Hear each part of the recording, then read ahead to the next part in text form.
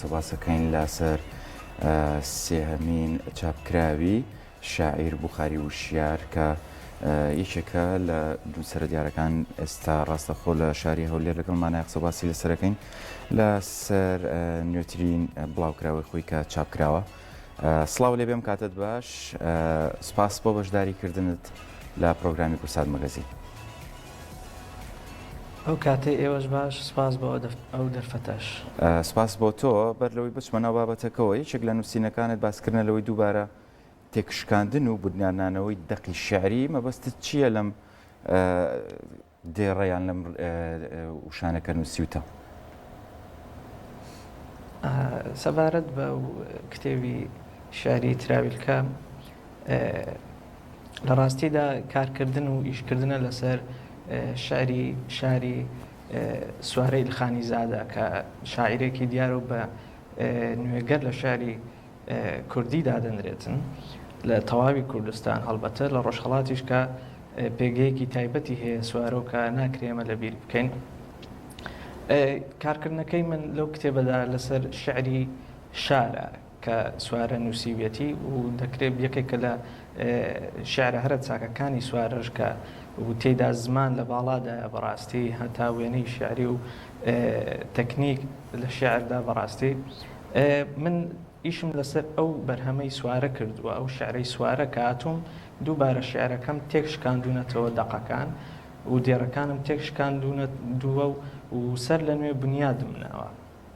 یعنی دووبارە بنیادنانەوەی شعری شارە بەڵام بە جۆرێکی تر، ینی شار لە سەدەی ئێستاماندا نەوەک لەو سەدەی کەوا سوارە تێدا ژیە و لەو سەردەمەی کە ئەو باسی مینەتیەکانی ئینسانی شار دەکا، بەڵکو کێشە و گرفتەکانی ئینسانی ئێستامان، بەڵام بە هەمان چۆن دەڵێ بە هەمان ڕیتمی جێڕانەوەی شارەکەی شاری سوارەی لخانی زادە. بەڵێ دەستەکانە خۆش بێت. من خۆشە بزانم چاویلکە نووسینی بەرهەمی چەند ساڵی تۆیە و لە چەند شار پێکێت؟ لە ڕاستیدا تراویلکە نزیک بە ساڵێکە من کارم لە ناو کردووە و یەکێکە من بۆ خۆم لە کتێبەکانم دیارە زۆرم خۆش دەوێت، چونکی من سوارەی لخانی زادە شاعیرێکی تایبەتە لە لای من بەڕاستی، بە تایبەت ئەو شعرەیەکەوە پێما بێت چەند هونەرمەندێکیش تەوا کردیانە بە گۆرانی. بەرهەمی کارکردنی ساڵێکمە لەسەر ئەو شاعیرە و جگە لەو شعری من گەڕامەتەوە بۆ بەرهەمەکانی تریشی، بۆ دەقەکانی تریشی کەوا دووبارە سوودم لێبینیوە لە نێو کتێبەکەدا. زۆر باشە هەڵبژاردننی ناوی کتێبەکە تراویلکە، ئەویش هەر بەشێکە لە ناونیشانی شعرەکانی یان خۆت بۆ داناوە ئەم ناوە؟ لە ڕاستیدا تراویلکە چۆن دەڵێ ناوەڕۆکی کۆی بابەتەکەیە و کۆی کتێب و کۆی دەقەکەیە، بەڵام سەرەڕای ئەوەش دووبارە تراویلکە یەکێکە لە بەرهەمەکانی تری سوارە، بەڵام شعر نییە بەرهەمەکەی. بەڵام تراویلکە لەو کتێبەدا من کە ناوم ناوە تراویلکە وەکو دەرخەری ناوەڕۆکی کۆی دەقەکەیەکەوە ئێمە چۆن دەڵێ ئینسان خوێندنەوەیەکی تری هەیە بۆ شار، بەڵام وان نییە. بەڵێ کەسایەتیەکان چۆن هەڵئەبژێریت؟ بۆ نمونە کار لەسەر کەم کەسایەتیانە کەیت و چۆن کار لەسەر کارەکانی ئەوانیش ئەکەیت، هەم لەسەر کەسایەتیەکە خوان و هەم لەسەر بڵاوکرا و لەسەر ژیانی ئەوانیش؟ ببورن دەنگەکە خراپ دەگاتە لای من، تێنەگەشتم لە پرسیارەکەی. گوێت لێما کاک بوخاری ئێستا بباشی؟ گوێت لێما؟ گوێم لێت بەڵ. باشە، مەبەستم لەوەیە تو چۆن کەسایەتیەکان هەڵئەبژێریت و دواتر کاریان لەسەر ئەکەیت؟ لە ڕاستیدا بوو من هەڵبژاردننی کەسایەتیەکان ینی لەسەر چەند بنەمایەکی دیاریکراو نییە. ینی 2020 کە لێکۆڵینەوەیەکی ئەدەبی مێژویم لەسەر خانمە مێژوونووس و شاعیری کورد مەستورەی ئەردەڵانی نووسی و بڵاوم کردەوە کە 2 ساڵ من خەریکی ئەو لێکۆڵینەوەیە بووم لەسەر ژیان و بەرهەم و هەموو ئەو کایانەی تری ئەدەبیات و مێژوو کە پێیوەستن بە مەستورەی ئەردەڵانیەوە کە مەستورە ناوێکی دیارە بەڕاستی لە مێژووی ئەدەبیاتی ئێمەدا ئەویشیان لەسەر ئەساسی ئەوەی بوو کە هەم ئێمە لە نێو کووردا چۆن دەڵێ ژنی هەڵکەوتومان کەمترە لە چاو پیاوەکانمان و هەم ئەدیبی کەمتری ژنمان هەیە و هەم مێژوو نووسیش کە مەستورە بۆ خۆی یەکەمین ژنە مێژوو نووسی ناوچەکەشەنەوە کورد بە تایبەت یعنی ئەوە هانی دەمکەوە کەسایەتیەکی وا دیار لە ئەدەبیات و لە مێژووی گەلەکەمان ناکرێ پشتگوێ بخرێ و کاری لەسەر نەکرێ بەڕاستی ئەگەر چی تاوەکو ئێستا کاریش کراوە لەسەر مەستوری ئەردەڵان کەم تا زۆر بەڵام هێشتا پێویست ینی مافی تەواو نەدراوە بە مەستورە بە بڕوای من ینی سەرڕای ئەو کتێبەی منیش هێشتا مەستورە دەکرێت وشایانی زۆر زیاترەکە ئیشی زۆر زیاتر و زۆر بەپێستری لەسەر بنووسرێ و کتێبی زۆر چاکتر لەسەر مەستورە بنووسرێ. زمانی نووسین و زمانی وشەسازی لە نێو کتێبەکەیە تا چەند لای تۆ جێگای گرنگیەوە گرنگی بەبوونی زمانەوانی ئەدی لە نووسینە؟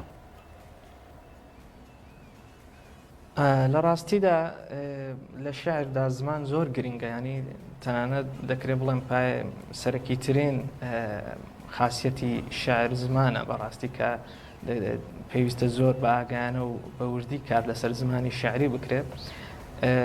بۆ خۆی شاری سوارەی ئیلخانی زادە زمانێکی زۆر بەهێزی و زۆر بە وردەکاری و تێدا بەکار هاتووە بەڕاستی من کەسەر لە نوێ هاتووم کارم لەسەر دەقەکە کردووە و جیالەوە کە تێکەڵکێشی دەکرێت بڵێم چەند دەقی چەند کەسایەتیەکی تریشە تاکوتەرە لە نێو کۆی دەقەکەدا لە هەندێک شوێندا خۆیان بە دەردەخن و دووبارە ئەوانیش تێکم شکاندون و دووبارە بنیادم ناونەتەوە دێرەکان لە ڕاستیدا هەوڵم داوەکەوە بتوانم لە هەمان ئەو زمانی کە سوارە لە شار بەکاری هێناوە بتوانم ئەگەر کەمتر نەبێ بەقەد ئەو بتوانم زمانی دەقەکە لەو ئاستەدا بێ کە دەقەکە باشتر بکاتن و هاو ئاستی شارەکەی مامۆستا سواری ئیلخانی زادە بێ. بەڵێ بوونیم کتێبانە لە نێو کتێبخانەی کوردیە تا چەند خزمەت بە خوێنەری کوورد دەکات؟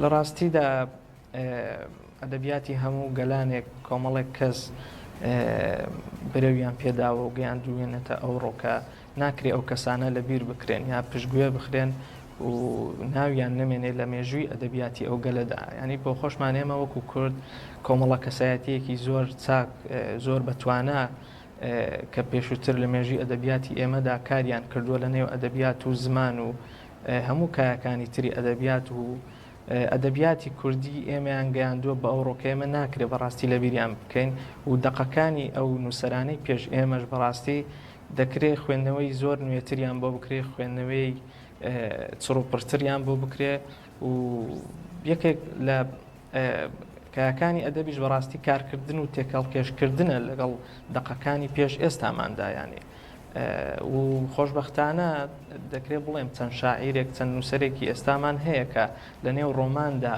دێن بە هەمان شێوە کار لەسەر دەقی شعری شاعیرێکی کلاسیک دەکەن یاوەتە دێن تێکەڵکێشی بیت و حەیران و لاوک و ئەو ئەدەبیاتە زارەکی کە ئێمە پێشووتر هەمان بووە دێن تێکەڵی دەکەن لەگەڵ ئەدەبیاتی ئێستادا و لەگەڵ ئەدەبیاتی هاوچەرخی کوردی دیان گونجێنن کە ئەوە جێگای خۆشحاڵیە بەڕاستی و زیاتر خزمەت بە ئەدەبیاتی ئەوڕۆ مێژووی ئەدەبیاتی ئێمەش دەکا. زۆر باشە ئەم تێکشکانی دەق و دووبارە بنیادنانەوەی خزمەت بە تێکستە سەرەکیەکەکە یاخود کاڵێکاتەوە ئەبێ بە بەشێک لە دەست و پەنجەی تۆ؟ بێگومان هەردووکیان ینی هەم من لە سەرەتای کتێبەکە لە پێشەکەکەیدا ئاماژەم بۆ کردووە کە پێویستە سەرەتا شعری شار مامۆستا سوارە بخوێندرێتەوە لەبەرەوەی کە ئەو شعرەی من تراویلکە هەم درێژە پێدەری شعری شارە و هەم دووبارەکردنەوەی شعری شارە بەڵام بە شێوازێکی تر بەڵام کۆی دەقەکە ناوەڕۆکی شارەکەی مامۆستا سوارە و شعرەکەی منیش هەردووکیان یەک تەوەر و یەک بابەتن بەڵام لە سەردەمی جیاواز و لە کات و شوێن و پێگەی جیاواز. باشە کاک بوخاری ببوورە من